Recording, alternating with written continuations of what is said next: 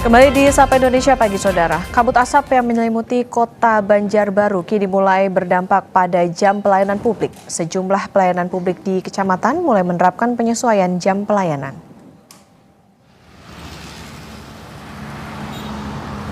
Berdasarkan edaran wali kota, jam pelayanan publik yang sebelumnya dimulai lebih awal yakni pukul 8 pagi, kini disesuaikan menjadi pukul 9 hingga pukul 16.30 waktu Indonesia bagian tengah. Meski jam operasional mengalami penyesuaian, pihak kecamatan memastikan kualitas pelayanan kepada masyarakat tidak berkurang. Kebutuhan warga dalam mengurusi administrasi maupun berkas kependudukan tetap dilayani seperti biasa.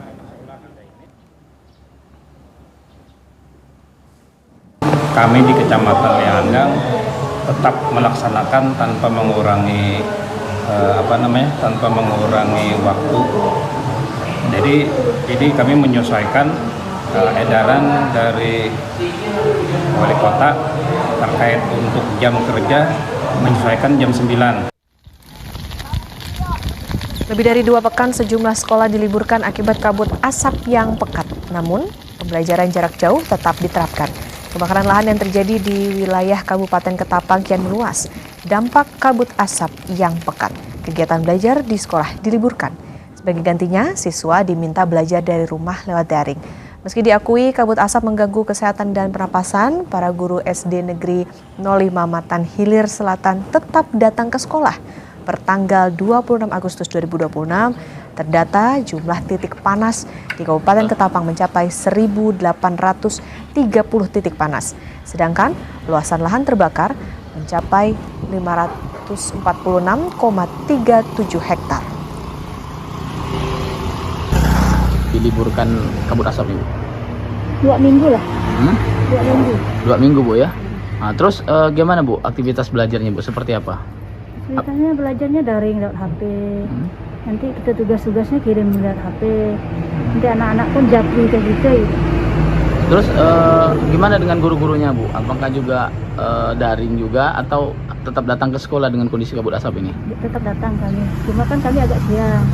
Karena di edaran kemarin pun jam 8. Jam 8 tuh baru masuk, cukup mengganggu lah. Karena pagi-pagi ini asapnya masih tebal.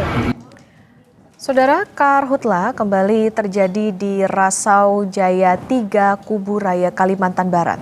Lahan kering seluas 3 hektar terbakar dengan akses air dan lokasi yang sulit dijangkau.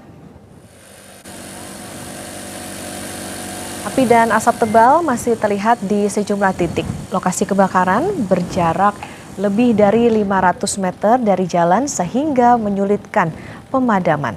Petugas menyiapkan wadah air portable untuk mempercepat penanganan. Kondisi kemarau membuat parit di sekitar lokasi mengering. Lahan gambut yang kering juga membuat api mudah kembali menyala meski sebelumnya sudah dipadamkan.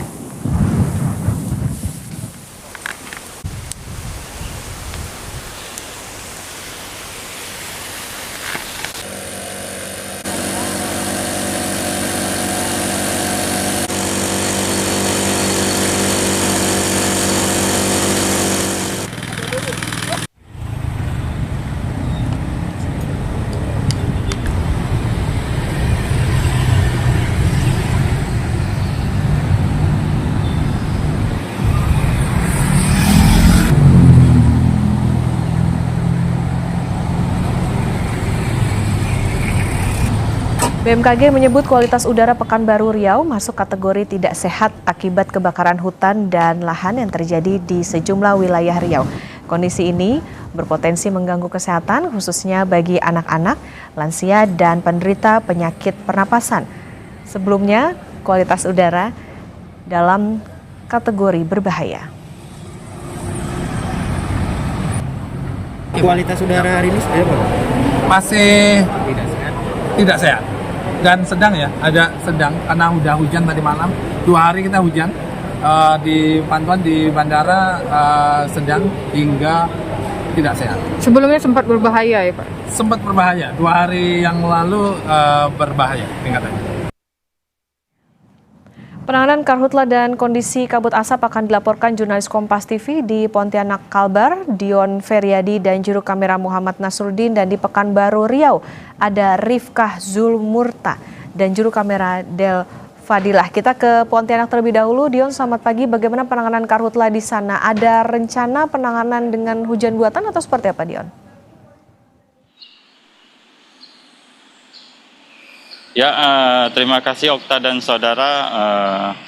Kualitas udara di Kota Pontianak hari ini sudah memasuki kategori berbahaya.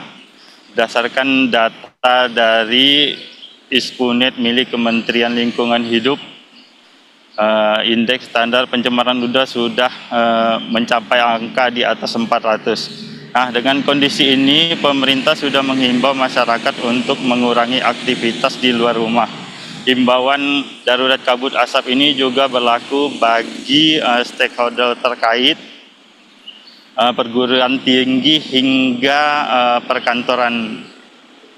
Selain itu, saudara, berdasarkan data Dinas Kesehatan sepekan terakhir bahwa inspeksi saluran pernapasan di Kota Pontianak juga meningkat dari 5 sampai 10%. Dinas Kesehatan menyebut bahwa peningkatan ini yang biasanya hanya 10 sampai 80 kasus per harinya kini meningkat mendekati angka 100 per harinya. Selain itu dapat saya sampaikan juga bahwa saudara, proses pemadaman masih dilakukan petugas di lapangan untuk mengantisipasi memburuknya kualitas udara di Kota Pontianak. Baik, kualitas udara yang buruk dan juga diimbau untuk masyarakat untuk mengurangi aktivitas di luar rumah karena tadi juga ada angka dari ISPA di Kota Pontianak naik 5-10%. Dari Pontianak, Kalimantan Barat kita ke Pekanbaru Riau bersama jurnalis Kompas TV Rifkah Zulmurta dan juru kamera Del Fadilah. Rifkah, selamat pagi. BMKG sempat bilang kualitas udara Pekanbaru dalam level tidak sehat. Bagaimana kondisi saat ini? Baik Okta dan saudara, sejak tanggal 24 Agustus hingga 28 Agustus 2026, indeks standar pencemaran udara di Kota Pekanbaru dan hari kian menunjukkan angka yang semakin tinggi dan menunjukkan kategori sangat tidak sehat hingga berbahaya. Bahkan berdasarkan pemantauan yang telah kami lakukan pada hari ini pada pukul 5 pagi tadi, indeks kualitas udara menunjukkan angka 645 dengan polutan utama PM 2,5 sebesar 398 mikrogram per meter kubik. Selang 1 jam kemudian kami kembali melakukan pemantauan dan hasilnya pada pukul 6 pagi, indeks kualitas udara di Kota Pekanbaru menunjukkan angka yang semakin tinggi, yaitu menjadi angka 708 dengan polutan utama PM 2,5 sebesar 429 mikrogram per meter kubik. Dan dari data ini kita dapat melihat bahwa kondisi kualitas udara di Kota Pekanbaru menunjukkan kategori sangat berbahaya. Dan juga Okta, hal ini diperparah dengan intensitas curah hujan yang semakin turun. Bahkan ada beberapa daerah di wilayah Kota Pekanbaru yang mengalami HTH atau hari tanpa hujan selama kurang lebih 22 hari. Dan ini juga mengakibatkan kabut asap semakin menebal di area wilayah Kota Pekanbaru. Dan juga kalau kita lihat dari jarak pandang pengendara ini juga sudah mulai menurun. Ini diakibatkan oleh kabut asap yang semakin pekat, terlebih pada sore hari. Dan kalau kita lihat ini dampaknya cukup merembet ke berbagai sektor, salah satunya juga sektor pendidikan, di mana pada tanggal 26 hingga 28 Agustus 2026, ini pemerintah Kota Pekanbaru telah memberlakukan PJJ atau pembelajaran jarak jauh. Dan juga kalau kita lihat dari sektor kesehatan, ini berdasarkan data dari Dinas Kesehatan Kota Pekanbaru, pada Rabu 26 Agustus 2026 tercatat ada 193 kasus ISPA yang ada tersebar di seluruh 21 puskesmas di Kota Pekanbaru. Dan berdasarkan pemantauan yang telah kami lakukan hari ini di salah satu puskesmas yang ada di Kota Pekanbaru, yaitu Puskesmas Simpang 3. Kepala Puskesmas Simpang 3, Ibu Sri Alfida Bashar menyatakan bahwa ada 67 kasus ISPA yang terdeteksi di Puskesmas Simpang 3. Dan 67 kasus ini didominasi oleh balita hingga usia 18 tahun. Okta. Oke, baik, kondisinya kurang lebih sama seperti di Pontianak, Kalimantan Barat. Tentu dampak dari karhutla ini masih membuat kualitas udara masih buruk, tidak hanya di Pekanbaru tapi juga di Pontianak. Terima kasih jurnalis Kompas TV Rifka Zulmurta dan Del Fadila dari Pekanbaru Riau. Sebelumnya ada Dion Feredi dan juru kamera Muhammad Nasruddin dari Pontianak, Kalimantan Barat. Selamat bertugas kembali, jaga kesehatan rekan-rekan.